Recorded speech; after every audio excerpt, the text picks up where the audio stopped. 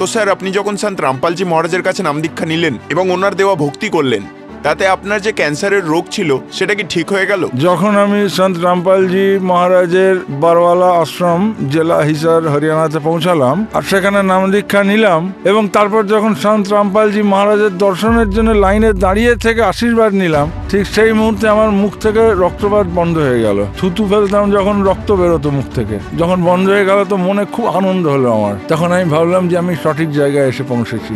এ কথা একদম সত্য প্রমাণিত হলো যে ইনি হলেন সেই পরমাত্মা যার বিষয়ে জয় গুরুদেব মহারাজজি বলতেন যে তিনি অবতার রূপে এসেছেন আমাদের মাঝখানে। ইনি হলেন সেই বিনা দাড়ি গোপালা সন্ত। আগে আমি কিছু খেতে পারতাম না, থুতু নিজের গিলে নিতাম, খিচুড়ি খেতাম, পায়েস খেতাম, কিন্তু ওখানে আমি 6টা রুটি খেয়েছি সেদিন। স্যার, সন্ত রামপালজি মহারাজের কাছে নাম দীক্ষা নেওয়ার পর আপনি আর কি কি লাভ পেয়েছেন? হ্যাঁ স্যার, প্রথমত আমার ক্যান্সার হয়েছিল। এই যে দেখতে পাচ্ছেন আমার গালে, এইখানে আমার ক্যান্সার ছিল।